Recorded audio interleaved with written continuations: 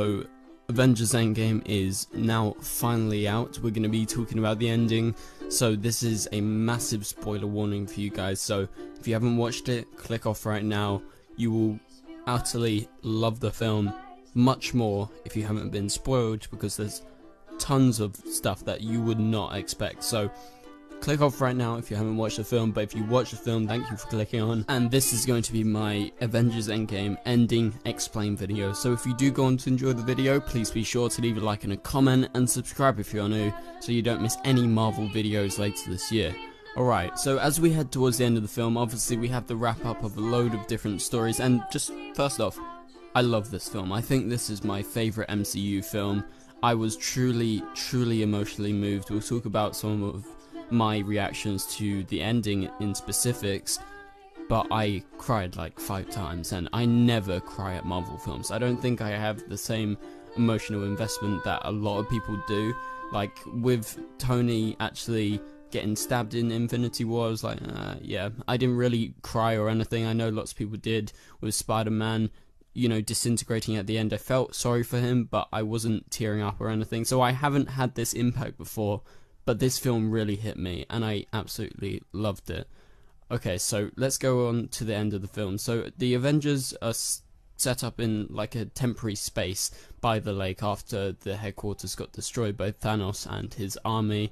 And so we get this scene, and this scene is between Captain America, the Winter Soldier, and Falcon, aka Bucky, Steve, and Sam. And so we get this scene. Cap's about to go back in the past. He's about to time travel to put all the Infinity Stones back. That was explained prior by the Sorceress Supreme, that being played by Tilda Swinton. So we get this scene, and this is a mirror completely to the first Avenger. They say the same line, but it's just reversed with Bucky and Steve. So it's the "don't do anything stupid until I get back." That was truly amazing. I love that moment. That was just great for me, because I love Captain America, the first Avenger. That was actually my first MCU film I saw in the cinema. I was only like maybe 9. When did it come out? 2009, something like that. So yeah, wow, I really love that moment. But anyway, so Captain America goes back in time. They have this 5-second time gap, and he's supposed to return. He doesn't return after 5 seconds. He doesn't reappear. But a few seconds after that, at the lake, we see an old but happy Steve Rogers. Bucky is unfazed by what he is seeing right now. He says to Falcon, "Go ahead."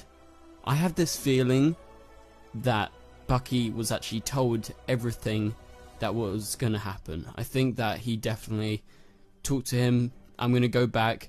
I'm going to be with," spoiler, we'll talk about her in a sec, "I'm going to live this life. Just to warn you, I'm not going to come back after 5 seconds." So how did Steve go back and not affect the future? That's something that I've heard some people asking, and it's actually relatively simple in terms of how they explain time travel in this film, because obviously it's quite different, but it's more realistic compared to, say, Back to the Future, as they reference in the film.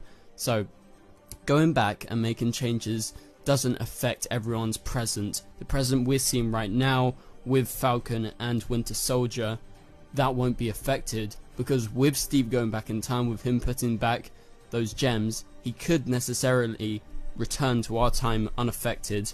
But with him going back in time and him actually staying there, he creates a new timeline. It's new events, but it doesn't affect the present that we're seeing right now, and that is due to it being a completely different timeline. So imagine the normal timeline straight. Basically the one Steve's going to, that he's created, is veering off from it, and it's split into 2 timelines. So there's also another timeline where Loki actually escaped. So there's various ones now in the MCU. So we see Steve. He's supposedly lived his ideal life. You see that he got married, there was a ring, and who was he married to? That being Peggy Carter.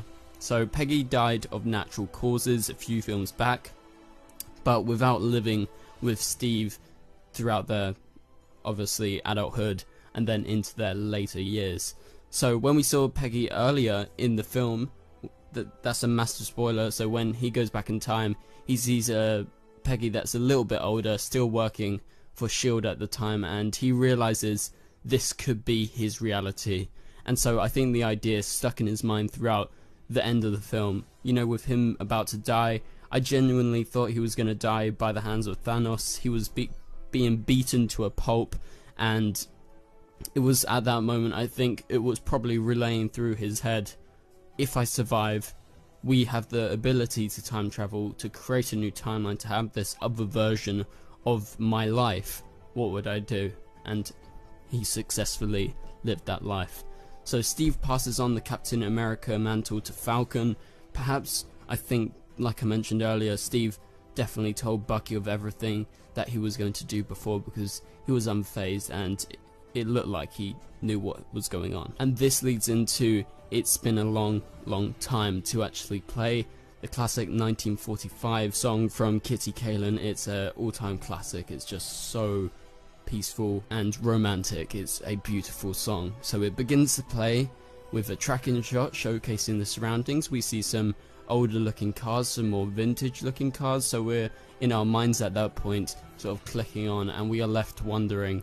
But with the classic post-war 1945 classic actually playing in the background, just simmering and sort of building up, we create that connection to Captain America and the time he is from, because that is when he left. He was in the ice for 70 years, and then he comes to the present and all of that is lost.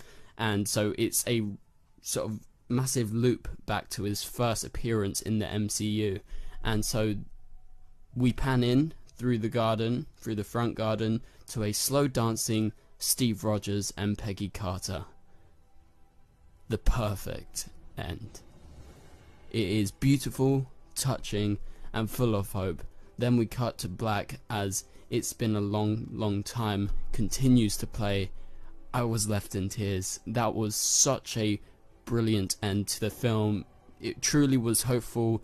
It was just a wonderful way to actually loop back all the way back to the start, to when we first met Steve and Peggy, and it was essentially what he'd always wanted. He wanted that last dance, as at the end of the first Avenger, when he's going down, they have that date all set, and he asks for a rain check, and he says, I don't know how to dance, and so he finally learned how to dance, and that's how they ended his arc in the MCU, and that was how he started. It's just beautiful. So what do you think? Did you really like the film as much as I did? I thought it's definitely the best MCU film, one of the best comic book films. I think that might take my top 5 spot, because I have a really strong affliction for the Dark Knight trilogy and Wonder Woman, and I will have to watch it again to see maybe if that goes over Wonder Woman or not. We'll have to wait and see, but amazing film and a beautiful ending that really, really moved me. And so thank you guys so much for watching. Please be sure to subscribe and turn on notifications so you don't miss any Marvel videos later this year. So I'll see you guys later. Goodbye.